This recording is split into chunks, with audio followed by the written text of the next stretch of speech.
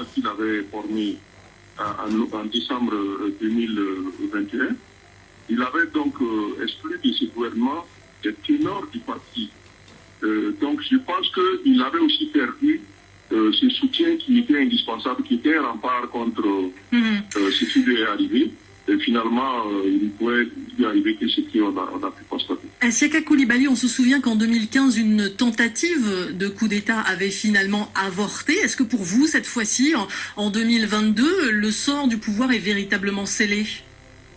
Oui, je pense bien que c'est scellé dans la mesure où les populations ont fini par comprendre que le vecteur de l'immobilisme, c'était le président Kaboré.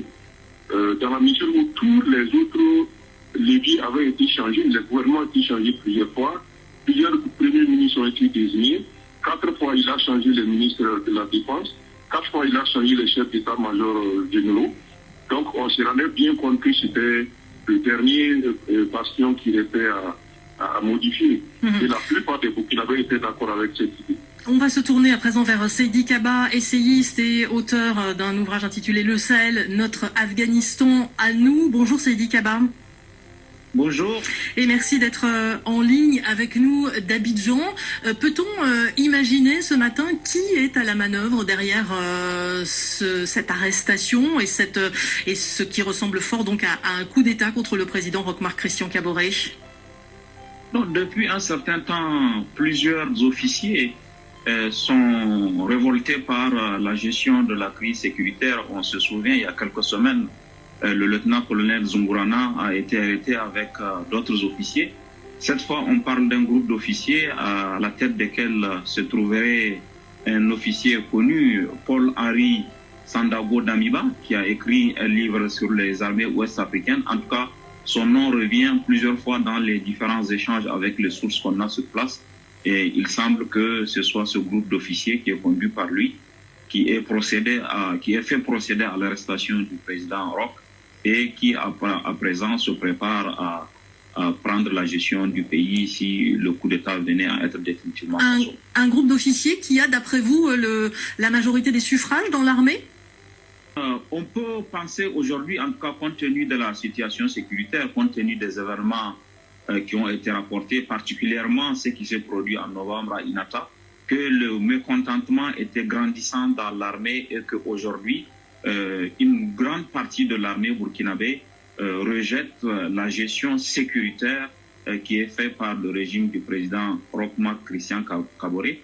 On sait que la mutinerie avait commencé par quelques casernes, elle semble maintenant à présent avoir basculé dans une tentative de coup d'État avec une grande partie de l'armée. Donc vous faites le même constat, Seydi Kaba, que Siaka Coulibaly sur le caractère irréversible des événements auxquels on assiste ce matin. Il n'y a pas pour vous de marge de négociation ou de retour en arrière. Roch-Marc Christian Kaboré va bel et bien lâcher le pouvoir au profit des militaires qui le détiennent? De façon factuelle, en tout cas, on a écouté les revendications de ceux qui avaient commencé la mutinerie. Et aujourd'hui, la revendication importante, comme il a été rappelé par l'autre intervenant, c'est que tout a été essayé, sauf le changement du pouvoir lui-même. Les autres solutions, on sait qu'à chaque fois quand il y a eu Solane en juin 2021, le président a procédé au limogeage de son ministre de la Défense et de son ministre de la Sécurité publique. Les attaques ont continué. Récemment encore, quand il y a eu en novembre les événements d'Inata, le président a procédé à la formation d'un gouvernement resserré. Il s'est attribué le poste de ministre de la Défense avant de nommer un ministre de la Défense de plein exercice. Ça n'a pas suffi et pour une bonne partie de l'armée, la solution venait de la nécessité, de l'urgence de changer le régime pour éviter que les différentes attaques se poursuivent. Une partie de l'armée, en un tout dernier mot, Seydi Kaba, qui a aussi regardé un peu peut-être ce qui se passe à Bamako et à Conakry ces derniers mois?